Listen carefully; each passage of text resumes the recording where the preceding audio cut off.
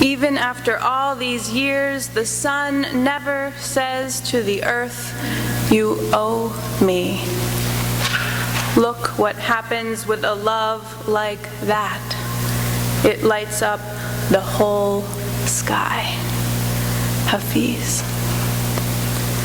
Let us strive to be generous like the sun, freely offering our love and support, requiring nothing in return.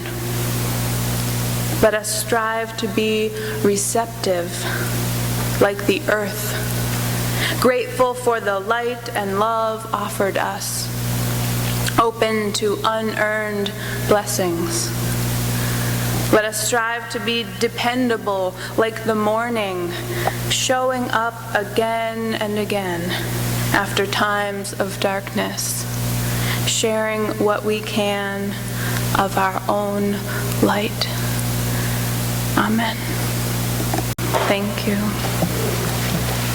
This morning's Time for All Ages is a story called The Hungry Coat, and it is adapted from a Middle Eastern Islamic folktale, so journey back in time with me. Mullah Nasruddin had been working in the fields all day long. He was tired and sweaty, and his clothes and shoes were covered with mud and stains. Because he had been fasting all day long for Ramadan, he was also quite hungry. But finally, it was almost sundown, and Nasruddin knew that he would soon be able to eat. The wealthiest man in town had invited everyone to come break their fasts in his home that evening with a huge feast. Nasruddin knew that he would be late if he went home to change his clothes before heading into town. He decided it was better to arrive in dirty clothes than to be late. Oh, what a party it would be! What a feast! As he walked to the wealthy man's home, Nasruddin imagined the delicious foods that he would soon be eating. Dates, lentils and chickpeas, olives and bread, hummus, falafel, chicken and beef, and best of all, the desserts. Halwa, date rolls, figs, and baklava. When Nasruddin arrived, the wealthy man opened the door and looked at Nasruddin. He looked him up and down scornfully, from his worn, ragged clothes down to his muddy shoes. Without a word of welcome, he gestured for Nasruddin to come in and walked abruptly away. Nasruddin joined the throngs of people who were all dressed in their finest clothing. The tables were laden with all sorts of delicious foods: dates, lentils and chickpeas, olives and bread, hummus, falafel, chicken and beef, and best of all, the desserts: halwa, date rolls, figs, and baklava. Despite his efforts to hurry, the seats were all taken, and nobody tried to move over or make a space for Nasruddin. In fact, nobody offered him food. He had to reach over and around people to get any food for his plate. Nobody spoke to him. It was as if he wasn't there. The other guests ignored him so completely that Nasruddin could not enjoy the food on his plate, no matter how finely prepared and how tasty it was. In fact, after only a few bites, Nasruddin was so uncomfortable that he decided to leave. He hurried home and changed into his finest clothing, including a beautiful coat. Nasruddin returned to the feast, and this time the host welcomed him with a huge smile. Come in," greeted the host. As Nasruddin entered, people waved and called to him from all corners of the room as they invited him to sit near them, and they offered him food. Nasruddin sat down quietly. Picking up a plump fig, he carefully placed it into a coat pocket, saying, "Eat, coat, eat." Next, he took a handful of nuts and he put them into a pocket, saying, "Eat, coat, eat." Now he began to feed his coat in earnest, grabbing all sorts of food. He fed the coat lentils and chickpeas, olives and bread, hummus, falafel, chicken and beef, and best of all, the desserts: halva, date rolls, figs, and baklava. Soon everyone in the room was staring at Nasruddin, wondering what he was doing. The host hurried over. "Nasruddin, what are you doing? Why are you feeding your coat in this manner?" "Well," replied Nasruddin, "when I first came to this feast in my old farming clothes, I was not welcome. No one would speak with me. But when I changed into this coat, suddenly I was greeted warmly. So I realized it was not me that was welcome at this party, but my fine clothing. And so I am feeding my coat." Thus ends the folk tale.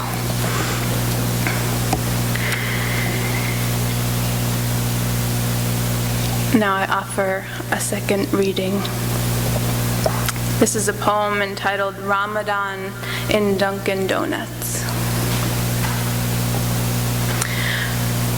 From his asking about the time and double-checking his watch, I understood. He was about to break his fast. "Salman alaikum," I said, the only Arabic I knew for all practical purposes. "Alaikum salam," he replied. He was setting his table. 2 donuts, one chocolate glazed, the other Boston cream, and a thick lentil soup he had apparently brought from the grocery store across the street. "Do you want to sit down and share?" I thanked him no. "Aren't you fasting?" I explained, "My high blood pressure, my medication." He pointed to one of the donuts. "Still," he said, "let's share." The collapsing twin towers, the beheaded hostages, and the jumpy look on people's faces hearing my name. "We already do," I said. Adnan Adam Onart, 2005. In an anthropology class in college, I was assigned to interview someone from a different culture. I chose our family friend Bora, who is from Turkey. My dad drove me to Bora's house where the interview was to take place, and he offered us tea and cookies before I got started with my questions. I noticed that he wasn't having any tea or goodies. "It's Ramadan," he told me. "In my Islamic tradition, we don't eat or drink until after sunset during the month of Ramadan." "Oh, you didn't have to put these out for us then," I told him, suddenly worried that my tea and cookies were a terrible temptation for someone who hadn't eaten since 5 a.m. just before sunup. "Another Islamic tradition," Bora responded, "is hospitality. My faith teaches me that as a Muslim, I must offer hospitality. It's very important. And so is charity. It's one of the 5 pillars of Islam." And so that is when I first learned about the 5 grounding and foundational beliefs of the Islamic faith. Number 1, the testimony of faith. There is no true God but God. Number 2, prayer. Prayers are performed 5 times a day, at dawn, noon, mid-afternoon, sunset, and night. Number 3, giving zakat, support of the needy.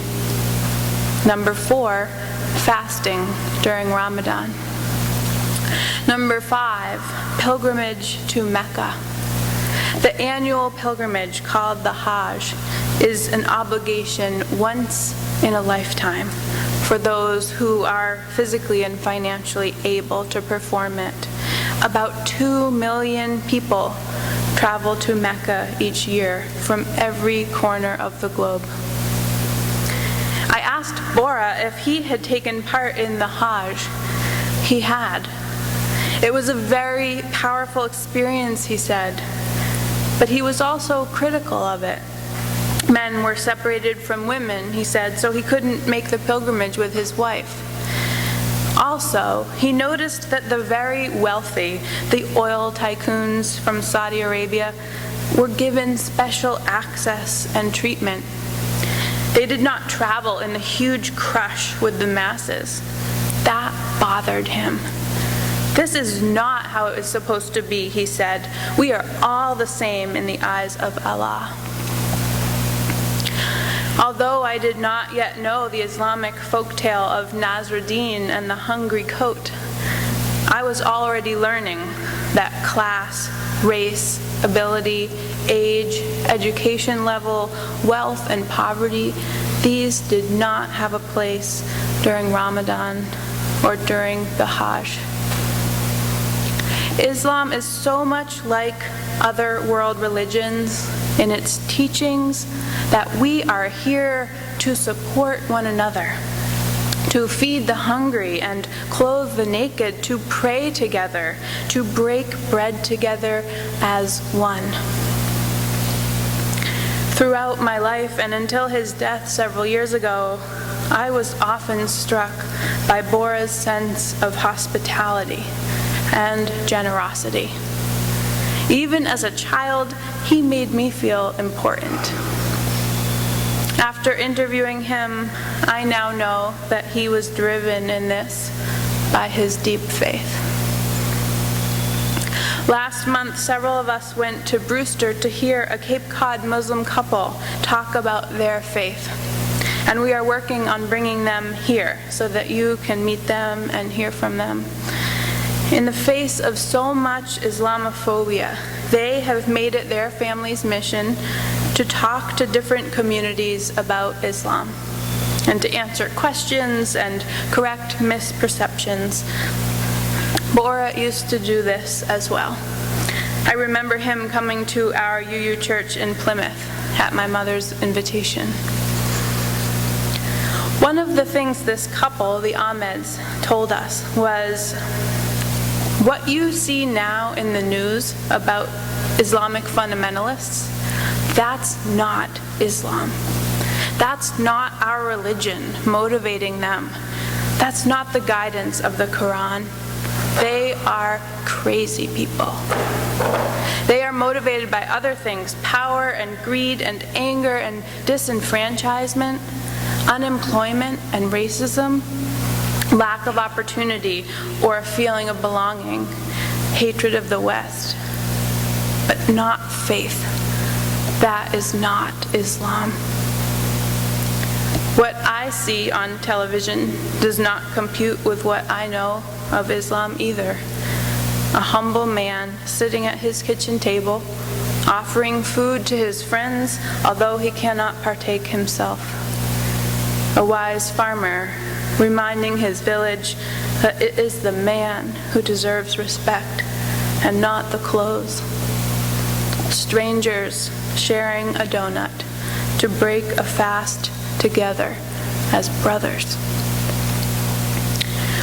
There may be aspects of Islam that do not fit with our own religious beliefs, just as there are aspects of Christianity, Buddhism, and Judaism that may not fit our own religious beliefs. But we do have much to learn from this deep and rich faith. Ramadan begins this evening. It happens at different times of the year because it takes place during the 9th month of the Islamic lunar calendar. Ramadan commemorates the month when the Quran's first verses were revealed to the Prophet Muhammad. Every day during this month, Muslims around the world spend the daylight hours in a complete fast. As you can imagine, this is a lot more challenging when Ramadan falls during the summer with so many daylight hours. Ramadan is a time to purify the soul, refocus attention on God, and practice self-discipline and sacrifice.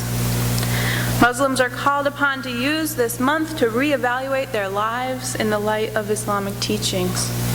They are to make peace with those who have wronged them, strengthen ties with family and friends, do away with bad habits. The physical effects of the fast are felt by Muslims as a reminder of those who suffer throughout the year, those who are poor, homeless, refugees. It reminds Muslims not to be wasteful and to feel empathy for those who face hunger every day. Ramadan is a time for awakened gratitude for the bounties of Allah, clean water, sufficient healthy food, the comfort of a home, the health of family members. Through increased devotion, Muslims feel closer to their Creator and recognize that everything we have in this life is a blessing.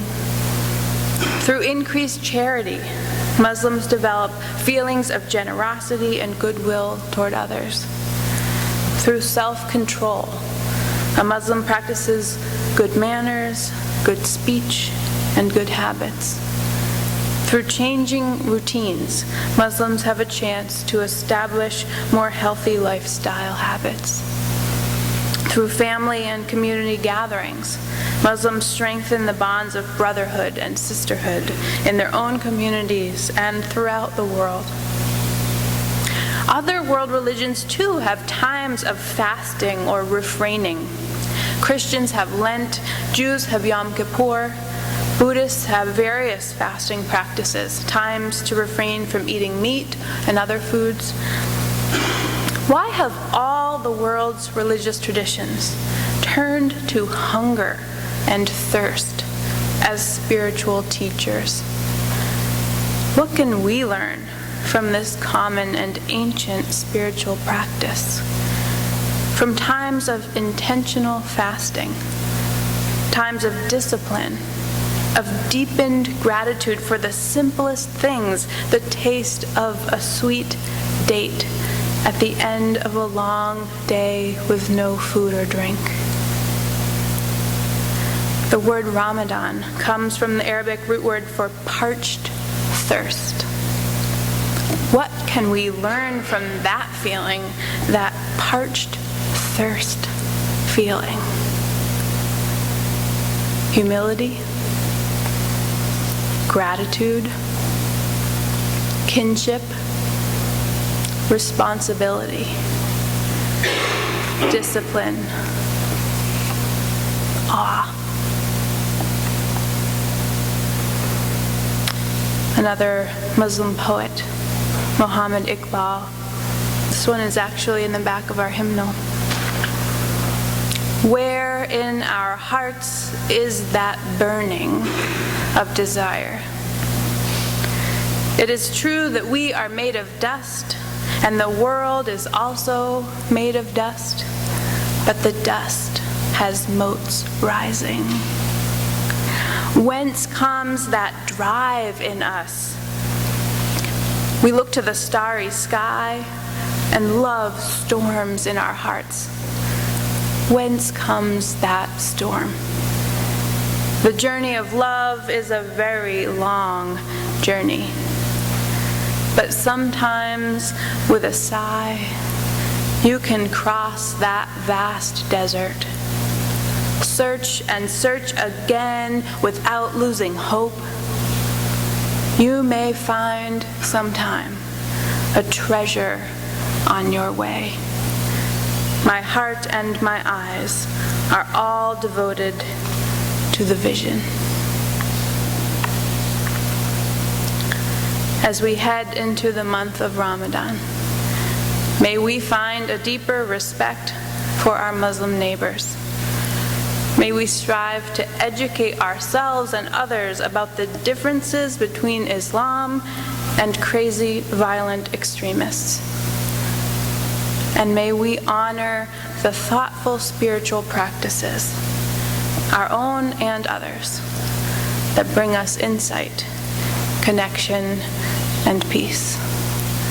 Amen, and blessed be.